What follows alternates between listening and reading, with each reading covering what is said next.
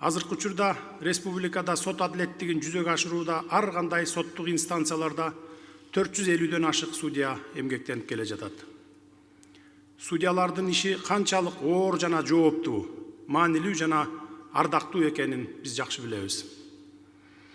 Судьялык кызмат юридикалык кесиптин туу чокусу деп айтылып келе жатканы бекеринен эмес, жана аны тандалган татыктуу гана адамдар ээлеши керек.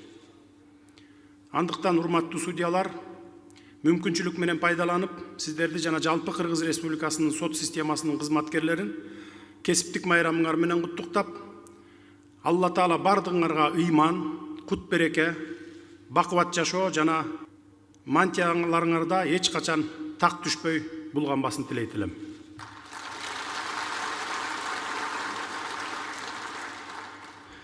Кыргыз Республикасынын президентинин кызматына киришип жатып, ант берүү аземинде Кыргызстан мыйзам жоболору урматталган жана кынтыксыз аткарылган темирдей тартипке, экономикалык жана саясий реформалардын жоопкерчилигин көтөргөн, ошол жоопкерчилик үчүн калың элдин алдында жооп бере алгыдай бийлик системасына муктаж деп айттым эле. Андай системаны куруу мамлекеттик башка бийлик бутактарынан көз карандысыз, күчтүү жана ачык айкын сот бийлигин түзүү менен түздөн түз байланышат. Ал эми биздин сот системасынын азыркы абалы жана аброю эч кимге сыр эмес, мурда болуп көрбөгөндөй өтө төмөн деңгээлге түшүп кеткен.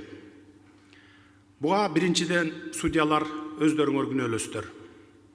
Ошондуктан урматтуу судьялар, бүгүн мен соттордун айланасында түзүлгөн жакшы эмес кырдаалды жеңүү, судьялар менен байланышкан терс көрүнүштөрдү жоюу, жалпы системаны туңгуюктан чыгарып, алдыга жылдыруу жана судьялардын көз карандысыздыгын бекемдөө жолдору тууралуу сиздер менен бетме-бет ачык сүйлөшкөнү келдим.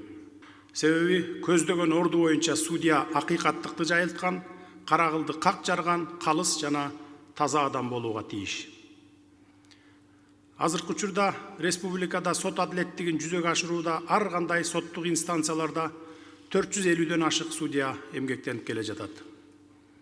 Судьялардын иши канчалык оор жана жооптуу, маанилүү жана ардактуу экенин биз жакшы билебиз. Судьялык кызмат юридикалык кесиптин туу чокусу деп айтылып келе жатканы бекеринен эмес, жана аны тандалган татыктуу гана адамдар ээлеши керек.